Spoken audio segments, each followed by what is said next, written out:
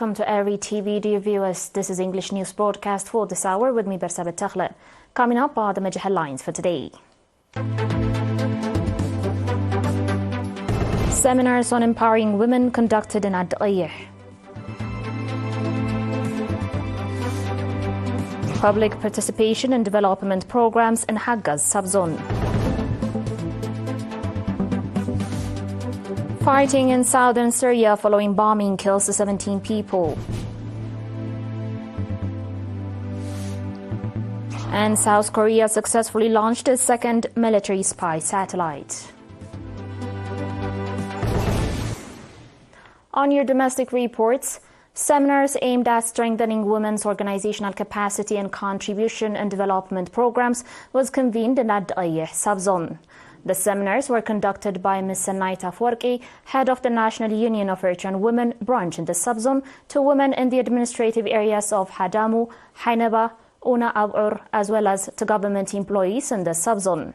At the seminar, Ms. Naita called on women to develop their awareness and play due part in the effort to eradicate detrimental practices that have adverse effects on the overall development of women. Explaining on the strong role of Eritrean women in various stages of the history of the country, Ms. Naita urged on women to develop themselves with education and skills and play due role in the implementation of national programs. Mr. Habtai Tesfasgi, administrator of the subzone, on his part, commending the role of women in the national affairs, called on all concerned institutions to stand alongside the union branch in all its endeavors.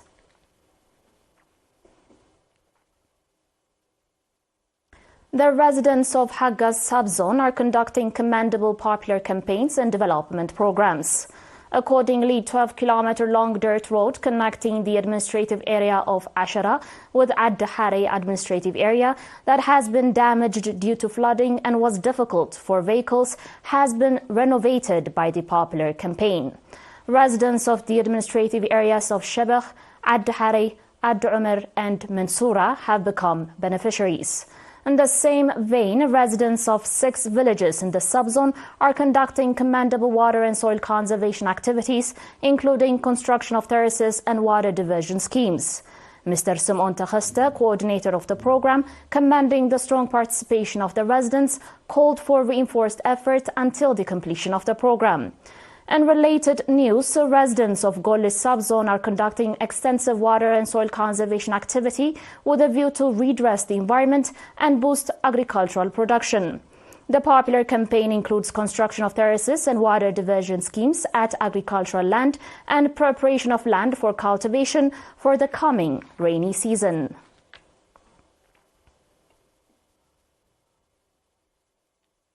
On your last domestic report, our Ordet Health Center, equipped with essential medical facilities and manpower, is providing commendable health service provision to the public.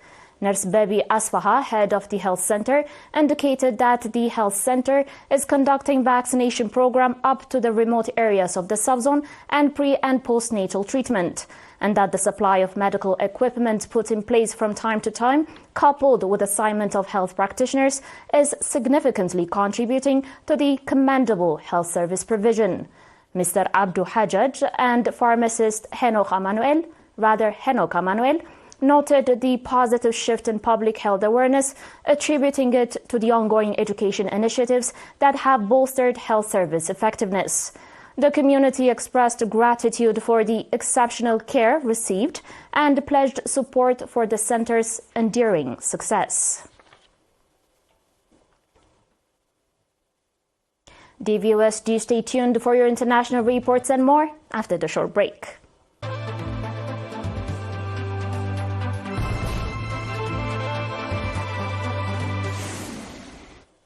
Welcome back. A war monitor has said that at least 17 people were killed in southern Syria's Deraa province, and violence triggered by an explosion a day earlier that killed a group of children. Deraa was the cradle of the 2011 uprising against President Bashar al-Assad's rule, but it returned to government's control in 2018 under a ceasefire deal backed by Russia. The Britain-based Syrian Observatory for Human Rights said on Sunday that an armed group led by a figure who previously worked for a Syrian state security agency had been accused by a rival group of planting an explosive device that went off on Saturday in the city of Al-Sanamain, killing 8 children.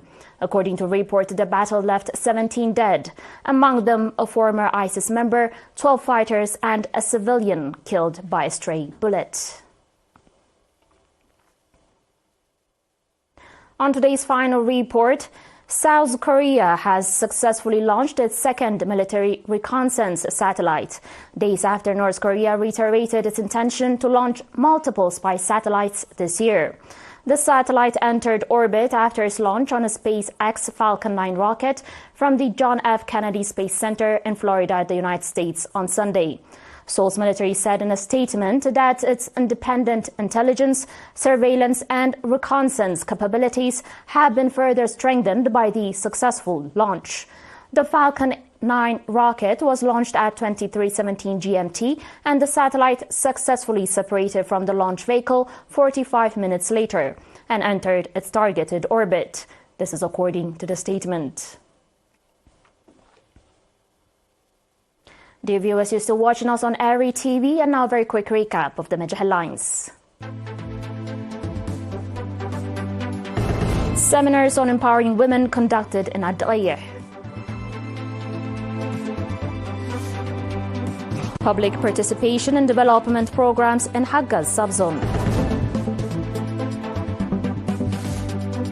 Fighting in southern Syria following bombing killed 17 people. And South Korea successfully launched its second military spy satellite. The viewers, that was it for today. Thanks for watching.